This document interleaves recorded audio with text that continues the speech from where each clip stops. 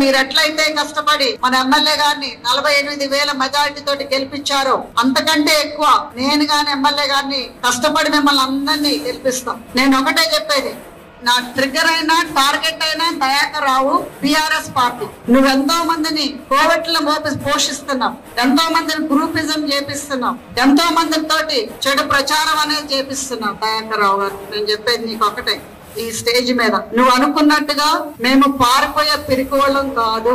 ఇక్కడుండి పోరాటం అనేది చేస్తామే తప్పితే నువ్వేదో మమ్మల్ని భయపెట్టించి బెదిరించి పంపించాలని చూస్తున్నావు.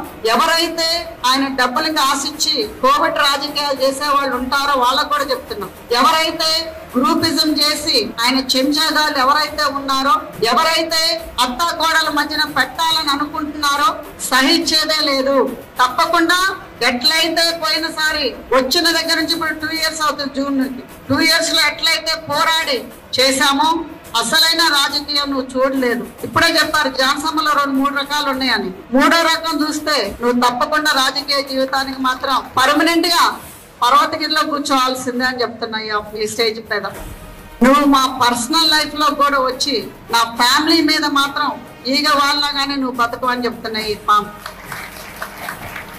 అది ఎవరైనా సరే, ఉన్నోడైనా సరే, పనోడైనా సరే, పనోడు నుంచి 11 వరకు, ఇంటోడు వరకు కూడా ఇది వార్నింగ్ చెప్తున్నా ఈ స్టేజ్ మీద. ఎవడైనా అడ్డొస్తే మాత్రం ఊపుకునేది లేదు. మస్ అయిపోవాలంటే మాతోటి పెట్టుకోండి, అంతేగాని వీళ్ళు ఆడోళ్ళు కదా ఊరుకుంటారని అంటే మాత్రం ఆడోళ్ళం కాదని ఆడు పులులు అని నిరూపించినాం. ఈసారి అగ్నిగుండాలని నిరూపిస్తాం, రాసి పెట్టుకోండి. పార్టీకి నష్టం చేసే పనులు చేస్తున్నారో తప్పకుండా వాళ్ళకి గుణపాఠం నేర్పిస్తాం, గుణపాఠం చూపిస్తాం కూడా, అది ఎట్లా ఉంటది అనేది. ప్రపంచంలో ఏ మూల ఏ క్షణం ఏం జరుగుతుందో వేగంగా తెలుసుకోవడానికి తొలి వెలుగు వాట్సాప్ ఛానల్ ని ఫాలో చేయండి.